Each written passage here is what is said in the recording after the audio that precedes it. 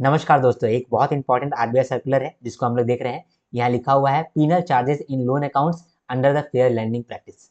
ये जो सर्कुलर है इसमें क्या बात हुआ था? एक्चुअली में आरबीआई ने कुछ प्रॉब्लम आइडेंटिफाई किया था जो कि फेयर लेंडिंग को रोक रहा था। जो हम लोग सही से लेंड करते हैं कस्टमर को, इसमें कुछ कुछ गड़बड़ी दिख रही है। ये जो गड़बड़ी है ये आरबीआई आइडेंटिफाई कर लिया और इसके बाद इसका सॉल्यूशन लाने के लिए बहुत सारा डायरेक्शन लेकर के आया ताकि ये जो बैंक है ये फेयर लेंडिंग वापस से करने लगे, जो नहीं कर रहा है। क्या प्रॉब्लम था उसको जानना जरूरी है। प्रॉब्लम ये था कि जो बैंक है ये पेनल्टी के केस में पीनल चार्ज नहीं लगा करके पीनल रेट ऑफ इंटरेस्ट लगा रहा था। तो पीनल रेट ऑफ इंटरेस्ट क्या है, पीनल चार्जेस क्या है, इसको समझते हैं। देखिए फॉर एग्जांपल, बैंक लोन देता है तो इसको लोन नहीं मिल रहा है, वापस लोन रिपेमेंट नहीं हो रहा है, तो बैंक पीनल चार्ज काटेगा, है ना, पीनल चार्ज लगा देगा, कुछ पेनल्टी डाल देगा। तो ये है सिंपल, ये है आम जिंदगी। लेकिन अभी बैंक जो है वो मेंटोस जिंदगी कर रहा है। वो क्या कर रहा है, बैंक क्या कर रहा है, पीनल चार्ज नहीं लगा करके पीनल इंटरेस्ट चार्ज लगा इंटरेस्ट कर रहा है, पीनल इंटरेस्ट। ठीक है। अब पीनल इंटरेस्ट जो है वो बहुत खतरनाक चीज है। ठीक है। लेकिन बैंक जो है वो पीनल इंटरेस्ट कर रहा है। ये चीज ही एक बड़ा प्रॉब्लम है जो कि आरबीआई आइडेंटिफाई किया है। कैसे प्रॉब्लम है ये?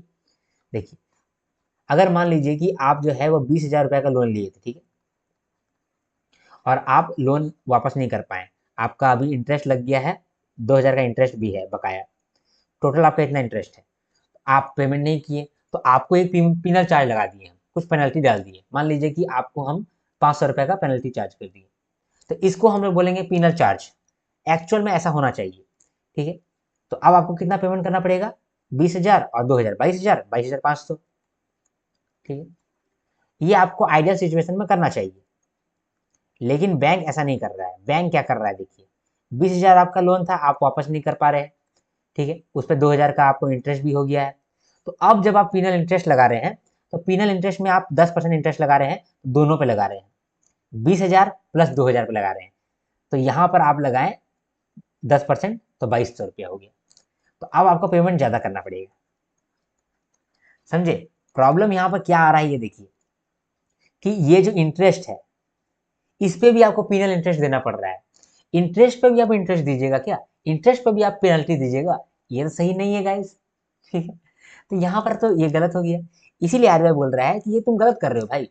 तुम पीनल इंटरेस्ट जो ले रहे हो, तुम इंटरेस्ट के ऊपर भी इंटरेस्ट ले रहे हो। जो इंटरेस्ट है उसको तुम कैपिटलाइज कर ले रहे हो और तुम टोटल पे पीनल इंटरेस्ट ले रहे हो। तुम पीनल चार्ज लो ना, तुम इंटरेस्ट क्यों ले रहे हो? तुम फेयर लेंडिंग करो, तुम गड़बड़ क्यों कर रहे हो, तुम धोखा क्यों दे रहे हो?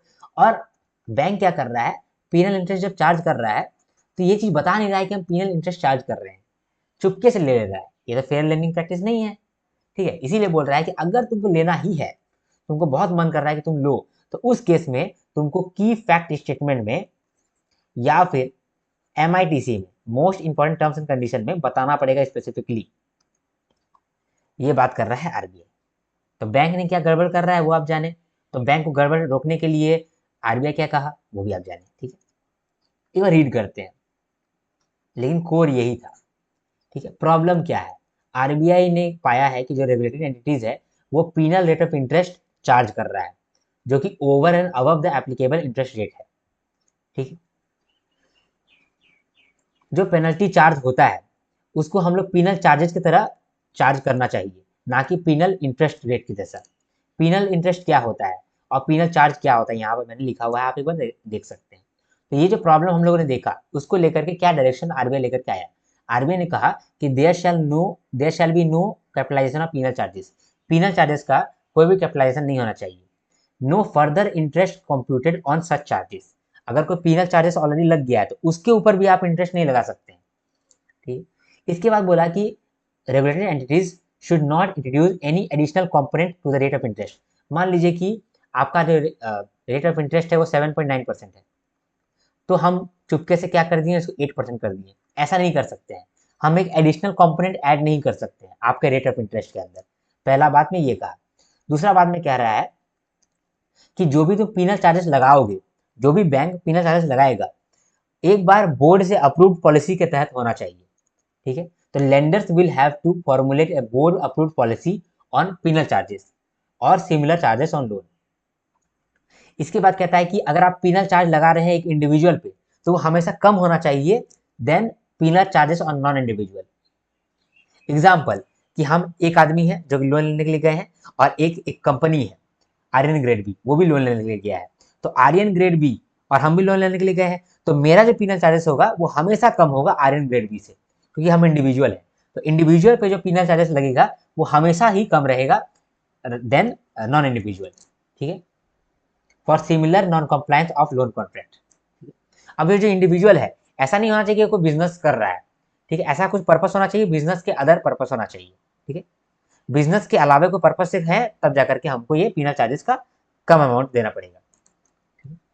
अब ये जो रेगुलेटेड एंटिटीज है, इनको ये quantum and reason of penal charges ये बताना पड़ेगा अपने की फैक्ट स्टेटमेंट में और एमआईटीसी में, यानी कि most important terms and condition में बताना पड़ेगा। ठीक है, और जब भी आप रिमाइंडर भेज रहे हैं अपने कस्टमर को, साथ में आप एप्लीकेबल पीनल रेट भी भेज दीजिए, एप्लीकेबल पीनल चार्जेस भी भेज दीजिए। किस पे ये एप्लीकेबल होता है? Banks including small finance bank, RRB excluding payment bank. चूंकि पेमेंट बैंक जो है वो लोन देता ही नहीं है, तो उस पर ये हम लोग कैसे लगा सकते हैं ये रूल? ठीक है, एनबीएफसी पे ये एप्लीकेबल है, हाउसिंग फाइनेंस कंपनी पे एप्लीकेबल है, अर्बन कोऑपरेटिव बैंक पे ये एप्लीकेबल है, ऑल इंडिया फाइनेंशियल इंस्टीट्यूशन जैसे कि एक्सिम बैंक, नाबार्ड, सिडबी, नाबार्ड, ये सब पे भी एप्लीकेबल है। ठीक है, किसी किसी चीज़ों पे एग्जाम्पशन दिया गया है, जैसे क्रेडिट कार्ड पे एग्जाम्पशन दिया गया है, एक्सटर्नल कमर्शियल बोरोइंग्स पे एग्जाम्पशन दिया गया है, trade credit, structure obligation covered under product specific directions, ये सब एग्जाम्पशन है, इसको आप याद कर लीजिएगा। ठीक है, ये जो एप्लीकेबिलिटी है, ये जो भी डायरेक्शन है, ये कब से चालू हो जाएगा? ये डायरेक्शन चालू हो जाएगा 1 जनवरी 2024 से। ठीक है, जो कि चालू हो गया है। अब रेगुलेटेड एंटिटीज जो है वो अपना पॉलिसी फ्रेमवर्क को रिवाइज करेगा और जो भी फ्रेश लोन आने वाला है उसमें अपना पॉलिसी को लगाएगा।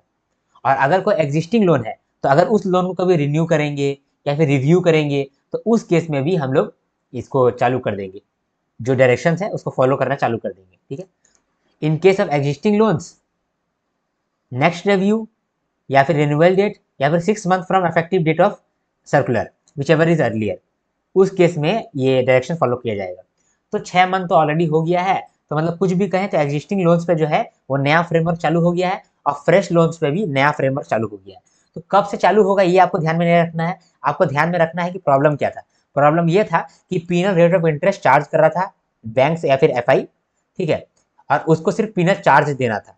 पीनल रेट ऑफ इंटरेस्ट जो होता है वो पीनल चार्ज के ऊपर भी रहता है, यानी कि इंटरेस्ट के भी ऊपर इंटरेस्ट होता है, वो एक प्रॉब्लम था। उसके लिए डायरेक्शन लेकर के आया गया आरबीआई द्वारा। आरबीआई कह रहा है कि कोई भी कैपिटलाइजेशन नहीं होना चाहिए पीनल चार्जेस का, कोई भी फर्दर इंटरेस्ट कंप्यूट नहीं होना चाहिए कुछ पीनल चार्जेस के ऊपर, साथ में कोई भी एडिशनल कंपोनेंट आप ऐड नहीं कर सकते हैं रेट ऑफ इंटरेस्ट के साथ। जो भी आप चार्जेस लगाएंगे, पीनल चार्जेस लगाएंगे, उसके लिए आपको एक बोर्ड अप्रूव पॉलिसी रहना चाहिए।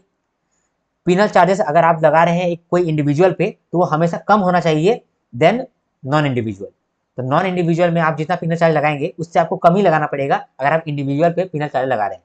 लास्ट में जो भी पीनल चार्जेस है उसका रीजन, उसका क्वांटम, ये आपको एमआईटीसी और केएफएस में बताना पड़ेगा। एमआईटीसी का मतलब most important terms and conditions और की फैक्ट स्टेटमेंट, इसके अंदर बताना पड़ेगा।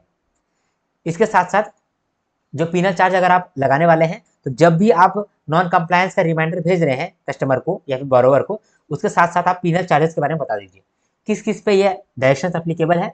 Banks except payments bank, NBFC, housing finance company, urban cooperative bank और ऑल इंडिया फाइनेंशियल इंस्टीट्यूशंस जैसे कि एक्सिम बैंक, नाबार्ड, सिडबी और नाबार्ड। किस किस पे एग्जाम्पशन है, किस किस चीज़ों पे ये डायरेक्शंस लागू नहीं हो रहे हैं? Credit card, external commercial borrowings, trade credits, structured obligation covered under product specific directions. ठीक है, पर्सनल लोन के लिए क्या बात कहा गया उसको भी एक बार देख लेते हैं।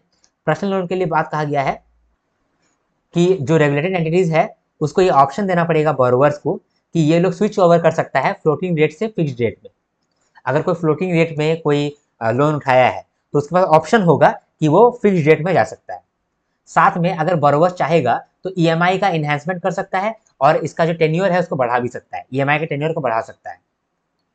साथ में जो रेगुलेटेड एंटिटीज है उसको ये बात क्लियरली कम्युनिकेट करना पड़ेगा कि जो बेंचमार्क रेट चेंज होता है तो उससे ईएमआई में क्या चेंजेस आएगा। तो रेगुलेटेड एंटिटीज है उसको बताना पड़ेगा कि देखो बेंचमार्क रेट अगर चेंज होगा तो उसकी वजह से आपका ईएमआई में भी चेंज आएगा। ये बात भी क्लियरली कम्युनिकेट करना पड़ेगा। यही बात था और कुछ भी बात नहीं था। ठीक है, इस वीडियो को 2 बार देख लीजिए, याद हो जाएगा। ठीक है, अब हम लोग मिलेंगे नेक्स्ट वीडियो में, तब तक के लिए हर हर महादेव, शंभू शंकर।